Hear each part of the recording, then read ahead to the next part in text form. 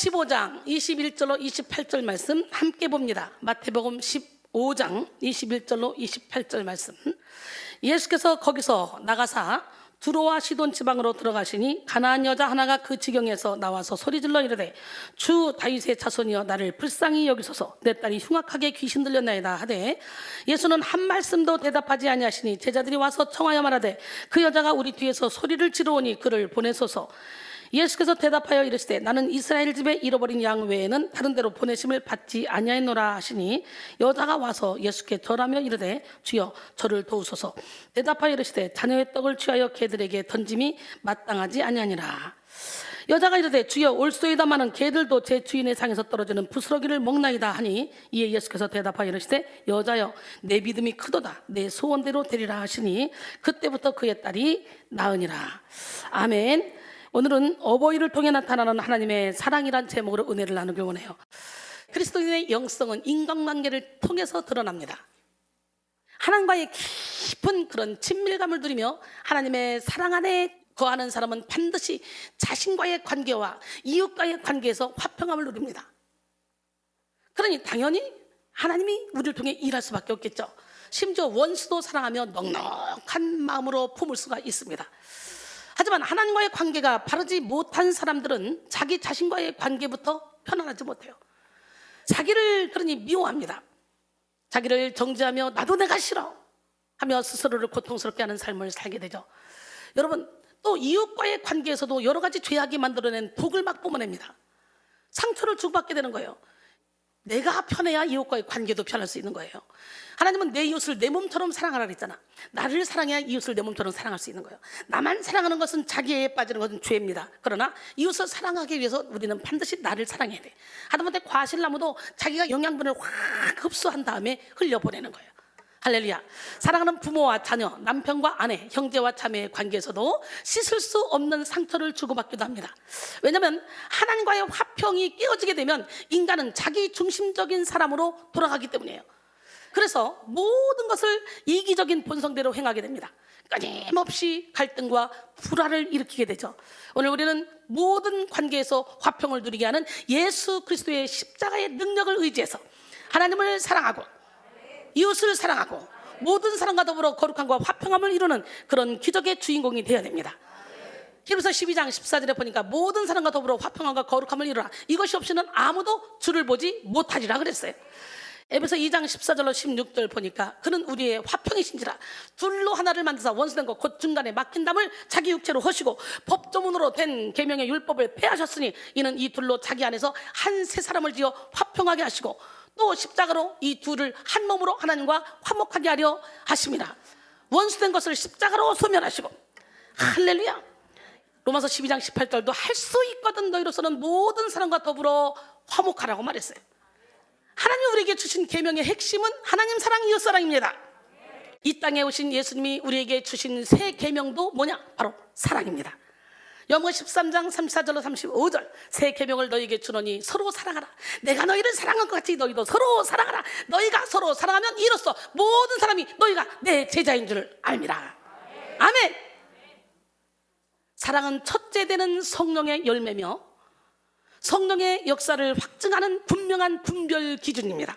그러므로 하나님의 뜻을 이루는 위대한 삶을 살기 위해서는 먼저 모든 행위의 동기가 바로 사랑이어야 합니다. 사랑. 여러분, 사랑으로 예배하고 사랑으로 전도하며 사랑으로 기도하고 사랑으로 봉사하며 사랑으로 헌신해야 됩니다. 아무리 대단한 헌신을 하고 많은 능력을 나타낸다 할지라도 사랑이 없으면 울리는 꽹과리입니다. 고린도전서 13장 1절로 3절 내가 사람의 방언과 천사의 말을 할지라도 사랑이 없으면 소리나는 구리와 울리는 꽹과리가 되고 내가 예언하는 능이 있어 모든 비밀과 모든 지식을 알고 또 산을 옮길 만한 믿음이 있을지라도 사랑이 없으면 내가 아무것도 아니오. 내가 내게 있는 모든 것으로 구제하고 또 내 몸을 불사르게 되어줄지라도 사랑이 없으면 내게 아무 유익이 없느니라 그랬어요. 할렐루야. 우리 인생의 동력은 뭡니까? 바로 사랑입니다. 지금 우리가 살아가고 있는 이 시대가 다원화되고 물질이 모든 것을 해결하는 것 같지만 인생의 기본적 욕구는 늘 사랑을 주고받는 것에 있습니다. 인간은 사랑함으로써 자신의 존재의 의미를 찾고 사랑이 묵살당할 때 불행을 느끼게 됩니다. 더욱이 우리 그리스도인이 성령 세례를 강하게 받으면 반드시 뜨거운 사랑의 삶을 살게 됩니다. 6세기 소로마 제국의 교황요 중세교회에 지대한 영향을 끼쳤던 그레고리 대제는 저서 복음서들에 관한 설교들에서 오직 사랑만이 바른 일을 준다라고 말했습니다. 사랑은 하나님의 모든 행위의 가장 기본에 자리 잡은 원인입니다. 사랑은 하나님께서 만드신 세상에서 모든 지식의 기초가 됩니다. 우리는 참된 사랑을 깨달아야 진리 속에 거할 수 있습니다. 또한 사랑을 모르면 하나님도 사람도 삶의 목적도 사물의 이치도 깨달을 수 없습니다. 성 어거스틴 또한 사랑이 진리를 깨닫게 한다라고 했습니다. 진리의 말씀이 깨달아지면 반드시 사랑을 실천하는 행동을 하게 되는 거예요. 열심히 신앙생활을 하는데 사랑이 식어간다면 잘못된 방향으로 가고 있는 거예요. 오늘 우리는 무엇보다도 예수 그리스도의 사랑으로 무장해서 사랑 때문에 인내하고 사랑 때문에 열정적인 삶을 살아야 됩니다. 사랑의 눈빛, 사랑의 손길, 사랑의 미소로 다른 사람들의 상처를 어루만지고 복음을 증거하는 삶을 살아야 됩니다.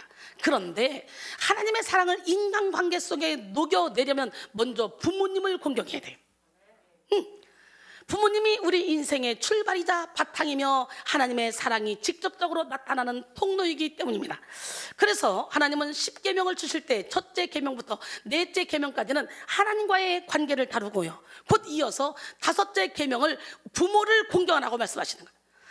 부모 공경이 인간관계의 우선순위이기 때문입니다. 윌리엄 펜은 하나님 다음으로 귀한 분은 당신의 부모이다 라고 말했습니다. 출애굽기 20장 15절에 내 부모를 공경하라. 그리하면 내 하나님 여호와께서 내게 준 땅에서 내 생명이 길리라. 할렐루야. 사도 바울은 에베소서를 통해 부모 공경의 제5계명을 다시 한번 강조하면서 이 계명에 따른 축복을 언급했습니다. 에베소 6장 1절로 3절, 자녀들아 주 안에서 너희 부모에게 순종하라. 이것이 옳으니라. 내 아버지와 어머니를 공경하라. 이것이 약속이 있는 첫 계명이니 이로써 내가 잘되고 땅에서 장수하리라. 할렐루야. 우리는 마땅히 부모를 공경하고 섬겨야 됩니다. 훌륭한 부모, 돈 있는 부모, 능력 있는 부모가 아니라도 부모이기 때문에 마땅히 공경을 해야 되고 공경을 받아야 될 자격이 있는 거예요. 부모가 부모를 공경하되 마음으로, 물질로, 영으로 공경해야 됩니다. 마음속 깊은 곳에서부터 부모님의 은혜에 감사해야 되고 물질적으로도 부모님의 필요를 채워드려야 합니다. 또 부모님에게 말로, 행동으로 예수 그리스도를 증거함으로 부모님이 영생을 누리게 해야 되고 부모님의 영혼의 복을 위해서 기도해야 합니다. 할렐루야. 사실 육신의 부모님을 공경하는 것은 하나님을 섬기는 그림자가 됩니다. 눈에 보이는 부모를 공경하지 못하는 사람들은요, 눈에 보이지 않는 하나님을 경외할 수가 없습니다. 생명을 주신 하나님께 감사한다면 마땅히 자신을 낳아주신 부모님께도 감사해야 합니다. 요한일서 4장 20절에 누구든지 하나님을 사랑하노라 하고 그 형제를 미워하면 이는 거짓말하는 자니 보는 바 그 형제를 사랑하지 아니하는 자는 보지 못하는 바 하나님을 사랑할 수 없느니라 그랬어요. 세상은 점점 더 악해지고 점점 더 이기적으로 바뀌고 있습니다. 세상이 악해지고 어두워질수록 부모를 사랑하고 섬기는 모습을 찾아보기가 참 어렵습니다. 말세에 많은 자녀들은요, 부모님의 희생은 당연하게 여기고 오히려 부모가 자신에게 더 잘해주지 못하는 것에 대해 불평불만을 합니다. 낳아주신 거 하나만으로도 감사해야 돼요. 근데 불평해요. 왜 우리 부모는 돈이 없어? 왜 물려주는 게 없어? 왜 나를 못 가르치는 거야? 네. 나이가 들어 성장해도 이기적인 마음으로 자기 살 길만 찾습니다. 그래서 고령화 시대에 나이 들어 늙은 부모님들은 많아지는데 부모님을 잘 섬기고 모시는 자들은 적어지고 있어요. 참으로 안타까운 일이에요. 사실 자녀가 신체적으로 정서적으로 어설프게 성장하면 부모의 진가를 알기가 어렵습니다. 나이가 들어도 철이 없는 사람들은 부모님의 단점만 보고 부모님의 희생을 보지 못합니다. 그래서 자신은 그저 부모님께 상처만 받았다고 생각하는 사람들이 많이 있죠. 그래서 부모님의 그 은혜를 깨닫지를 못하는 거예요. 물론 부모님도 연약한 사람에게 부족함이 있을 수 있고 자녀에게 상처를 줄 수도 있습니다. 본질상 진노의 자녀로 태어났잖아 우리가. 그러니까 부모라 할지라도 보이대피로 씻겨지지 않은 사람이라면, 완전히 거듭나지 않은 사람이라면 서로가 상처를 줄 수 있고 이해가 안 되는 행동을 할 수도 있어요. 그러나 부모님이기 때문에 사랑하는 거야. 효도는 부모의 성숙에 따른 것이 아니라 자녀의 성숙에 따라 이루어지는 것입니다. 잠언 15장 20절, 지혜로운 아들은 아비를 즐겁게 하여도 미련한 자는 어미를 업신여기느니라 그랬어요. 아이들에게 있어서 부모님의 역할은 하나님을 알기 전 거의 절대적이나 다름없습니다. 자녀는 부모가 열어주는 만큼만 역량을 발휘할 수 있다고 보아도 무방합니다. 부모는 아이들에게 좋은 것만을 주고 싶은 것이 본능이지만 사실 부모도 인간이기 때문에 그 사랑의 한계를 많이 느끼죠. 자녀들을 제대로 키우고 싶지만 부모가 상처가 많으면 아이에게도 무의식적으로 그 상처를 대물림하게 되는 이 안타까운 경우가 참으로 많이 있습니다. 이 자리에서 함께 예배드리는 여러분은 부모님으로부터 받은 상처나 서운하고 안타까운 그런 감정이 있다면 오늘 이 시간 이후로 용서하는 시간을 가지시길 바랍니다. 참으로 하나님이 부모에게 부여한 부성애, 모성애는 인간이 가질 수 있는 감정 중에 가장 하나님의 사랑에 근접한 것입니다. 아무리 악한 사람이라도 자녀를 낳아 부모가 되면요, 자녀에게 좋은 것을 주고 싶은 마음이 생깁니다. 좋은 것만 주고 싶어요. 또 아무리 연약한 사람이라도 자신이 책임지고 양육해야 될 자녀가 생기면 자녀를 위해서 죽을 수도 있는 용기가 생깁니다. 오늘 본문에 등장하는 가나안 여인은 사람이 엄마라는 이름으로 할 수 있는 희생이 얼마나 큰지를 잘 보여주고 있습니다. 본문을 기록한 마태는 이 여인을 가나안 여자라고 말했고요, 마가는 수로보니게 여인이라고 했습니다. 전승중 클레멘트 문서에는 이 여인의 이름은 유스타이고 딸의 이름은 베르니케로라고 이렇게 밝히고 있습니다. 한마디로 이 여인은 유대인이 천시하는 이방인이었습니다. 그녀는 두로와 시돈 지방에 예수님이 오셨다는 소식을 듣고 예수님을 찾아와 다급하게 소리를 질렀습니다. 오늘 본문 마태복음 15장 21절로 22절, 예수께서 거기서 나가사 두로와 시돈 지방으로 들어가시니 가나안 여자 하나가 그 지경에서 나와서 소리질러 이르되 주 다윗의 자손이여 나를 불쌍히 여기소서, 내 딸이 흉악하게 귀신 들렸나이다 하되, 귀신 들렸다라는 표현 자체만으로도 매우 불행하며 공포스러운 상황에 처해져 있음을 보여줍니다. 아마 가나안 여인의 딸은 더러운 귀신에 의하여 고통당하며 흉악한 모습을 하고 흉악한 소리를 내면서 흉악한 행동을 했을 것입니다. 전에는 눈에 넣어도 아프지 않을 만큼 사랑스럽고 예쁜 딸이었는데 어느 순간에 귀신에 의해서 처참하게 이렇게 바뀌어버렸어. 귀신 들려 흉악하게 행동하는 딸은 수도 없이 엄마의 가슴에 못을 박으며 사람으로는 할 수 없는 일들을 벌였을 것입니다. 하지만 가나안 여인에게는요, 이 딸이 아무리 흉악하게 귀신 들려 악한 말과 악한 행동을 이어가도 여전히 그 여인에게는 사랑하는 딸일 뿐이었어. 미우나 고우나 건강하나 아프나 악하나 선하나 여전히 자기 목숨보다 더 귀한 딸이었던 것입니다. 가나안 여인에게 딸의 아픔은 예수님께 나아가지 못할 제약이 되지 않았으며 딸을 사랑하지 못할 조건이 되지 않았습니다. 아이를 향한 부모의 사랑은 조건이 없습니다. 부모의 사랑은 오히려 위기에서 더욱더 강해집니다. 10손가락 중에 가장 연약한 손가락을 더 사랑해, 부모는. 그래서 가나안 여인은 고통받는 한 아이의 엄마로서 필사적으로 예수님을 찾았습니다. 가나안 여인에게 딸의 아픔은 곧 자신의 아픔이었고 딸의 문제는 곧 자신의 문제였습니다. 그래서 이 여인은 나를 불쌍히 여기소서라고 소리치며 예수님의 도움을 간청했잖아요. 마가복음에서는 곧 와서 그 발 아래 엎드리니 라고 가나안 여인의 행동을 묘사하며 이 여인이 얼마나 간절한 열망과 겸손으로 예수님께 매달리고 있는지 강조했습니다. 가나안 여인의 필사적인 소리를 들은 제자들은 예수님께 이렇게 말했습니다. 요한복음 15장 23절에 예수는 한 말씀도 대답하지 아니하시니 제자들이 와서 청하여 말하되, 그 여자가 우리 뒤에서 소리를 지르오니 그를 보내소서. 그를 보내소서의 의미는 가나안 여인의 문제를 해결하고 보내라는 의미입니다. 제자들은 지금까지 예수님을 만난 사람들은 한결같이 그들의 문제를 해결받고 질병을 고침받는 것을 목격해 왔습니다. 그러게 이번에도 그 전과 같이 빨리빨리 고쳐서 보내주라는 거예요. 시끄러우니까. 그런데 웬일인지 예수님은 이전에 볼 수 없었던 냉정한 태도로 이 여인의 청을 들어주지 않겠다는 답변을 하셨어요. 마태복음 15장 24절에 예수께서 대답하여 이르시되 나는 이스라엘 집에 잃어버린 양 외에는 다른 데로 보내심을 받지 아니하노라 하시니, 예수님은 오직 유대인들을 위해 보내심을 받았다고 말씀하시지만 사실요, 이전에 이미 거라사 귀신 들린 그 청년을, 군대 귀신 들린 청년을 고쳤어요. 그가 이방인입니다.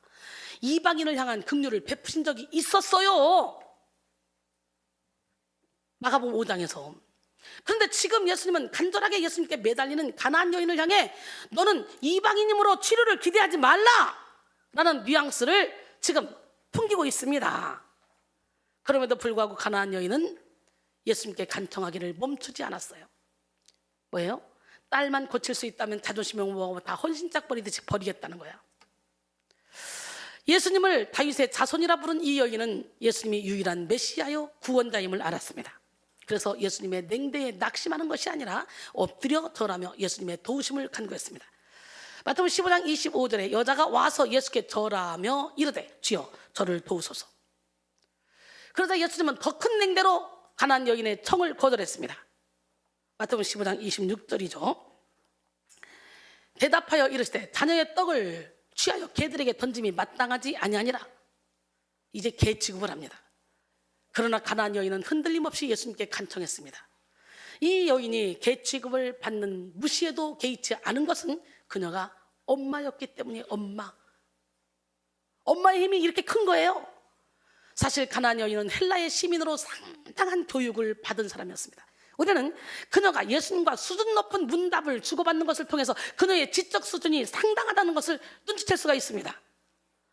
그러나 가나안 여인은요, 자기 자신이 개로 여겨지든지 그보다 더한 것이 되든지 상관하지 않았어요. 아픈 딸을 둔 엄마로서 이 여인에게는 딸을 고치는 것 외에 중요한 것이 없었어요. 그래서 본문 27절에 주여 올소이다마는 개라 할지라도 주인의 상에서 떨어지는 부스러기를 먹느이다 하면서 자신에게도 개처럼 그 부스러기 은혜라도 달라고 요청하고 있는 거예요. 부모는 자녀의 병만 고칠 수 있다면 못할 것이 없습니다. 자기 생명을 주고서라도 자녀를 살리고 싶은 것이 부모의 마음입니다. 이 마음은 곧 우리를 향한 하나님의 마음입니다. 하나님 아버지는 죄로 인해 영원한 멸망에 빠질 수밖에 없었던 우리를 살리시기 위해 독생자 예수 그리스도의 생명을 주셨습니다. 우리가 아직 죄인 되었을 때, 하나님이 보시기에 여전히 흉악하게 생각하고 행동할 때 하나님은 우리를 살리시고 아들의 생명을 주셨습니다. 로마서 5장 8절에 우리가 아직 죄인 되었을 때 그리스도께서 우리를 위하여 죽으심으로 하나님께서 우리에 대한 자기의 사랑을 확증하셨느니라 그랬어요. 할렐루야. 요한일서 4장 9절에 보니까 하나님의 사랑이 우리에게 이렇게 나타난 바 되었으니 하나님이 자기의 독생자를 세상에 보내시면 그로 말미암아 우리를 살리려 하심이라. 아들의 생명을 주시면서까지 우리를 살리신 하나님의 사랑은 자녀를 위해서 못할 것이 없는 그런 부모의 사랑입니다.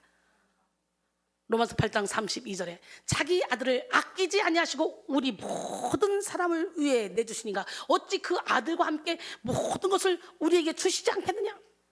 지금도 하나님은 아들을 주시는 사랑으로 흉악한 귀신 들려 악하게 미련하게 살아가고 있는 영혼들을 구원하시기를 원합니다.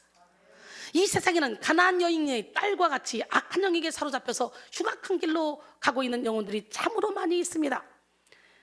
겉은 멀쩡해 보여도 어둠의 영에게 생각을 뺏기고 마음을 뺏기고 입술을 뺏기고 우울과 절망과 상처와 제약에 파묻혀 살아가는 사람들이 너무도 많이 있습니다. 그들을 향한 하나님의 심정은 귀신 들린 딸을 둔 엄마의 마음보다 더 간절하고 더 애통한 심정입니다. 하나님은 이 애절한 심정으로 우리를 살리셨고 우리에게 영혼을 향한 새 삶을 허락해 주셨습니다. 그러므로 이제 우리는 하나님 아버지의 마음을 깨달아 부모의 마음으로 영혼을 사랑하고 영혼을 살려야 됩니다. 형제의 마음은 비교하고 경쟁하는 마음이지만 부모의 마음은 모든 것을 품는 마음, 다 주는 마음이에요. 무엇보다 좋은 부모는 자녀의 영혼을 하나님께로 인도하는 부모입니다. 부모의 사랑이 아무리 커도 하나님을 떠난 사랑은 병든 사랑이 될 수밖에 없습니다. 자녀를 살리는 능력은 오직 하나님께 있습니다. 예수님은 부스럭이라도 구하는 간절함으로 딸의 치료를 간구하는 여인의 믿음을 칭찬하시면서 딸을 향한 여인의 사랑이 아니라 예수님을 향한 여인의 믿음이 딸을 치료하는 능력임을 선포하셨어요. 마태복음 15장 28절에 이에 예수께서 대답하여 이르시되 여자여 내 믿음이 크도다 내 소원대로 되리라 하시니 그때로부터 그의 딸이 나으니라. 오늘 하나님께로부터 야, 네 믿음이 정말 크구나 라는 소리를 들어야 돼요. 한글 개역 성경에서는 번역이 생략되었으나 원어 성경의 서두에는 오라는 감탄사가 나옵니다. 오, 네 믿음이 정말 크구나. 오, 이 단어가 문장의 서두에 사용될 때에는 말하는 사람의 격한 감정을 나타냅니다. 기대를 훨씬 넘어서는 가나안 여인의 큰 믿음에 대하여 너무나 감격한 예수님의 감정이 이 단어를 통해 잘 드러나고 있습니다.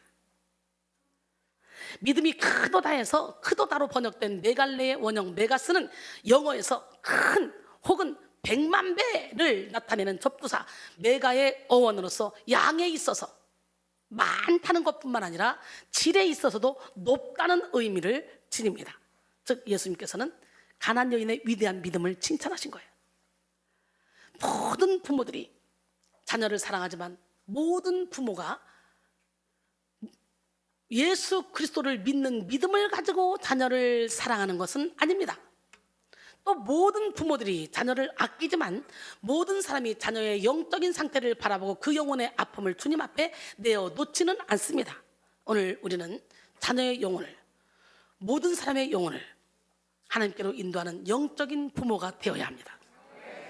부모의 마음을 볼 때 우리는 하나님의 뜻을 깨달아 영혼을 살리는 삶을 살 수가 있어요. 사도 바울은 이런 부모의 마음으로 영혼을 살렸습니다.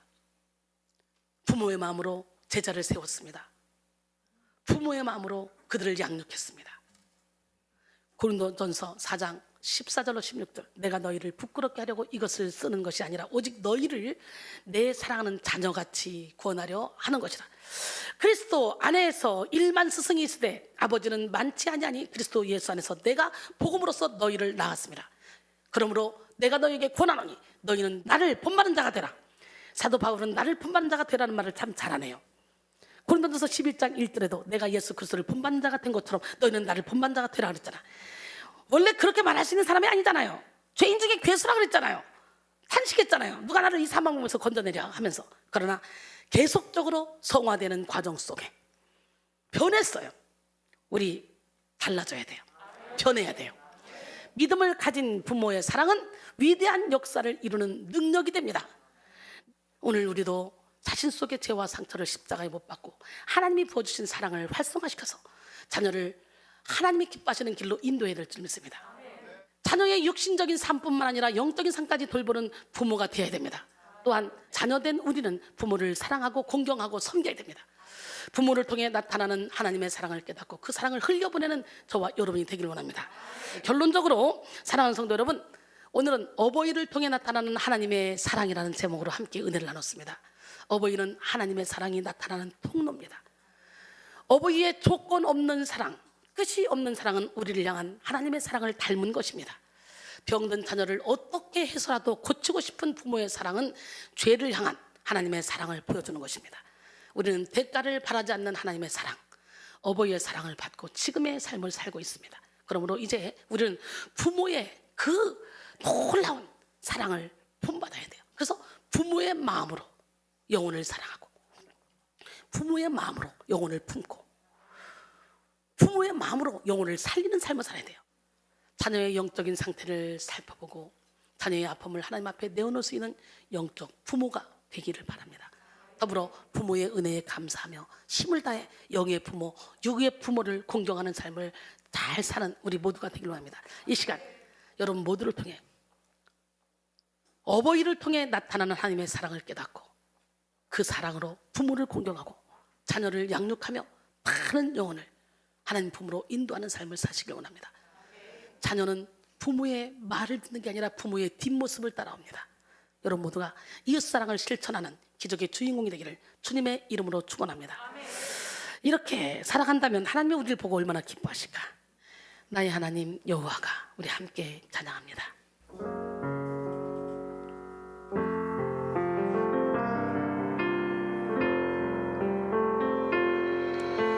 너의 하나님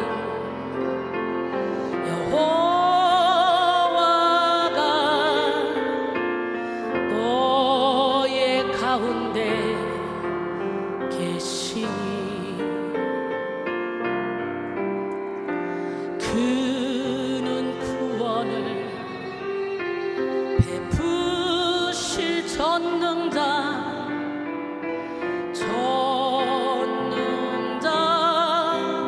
전능자시라. 그가 너로 인하여 기쁨을 이기지 못하시며 너를 잠잠히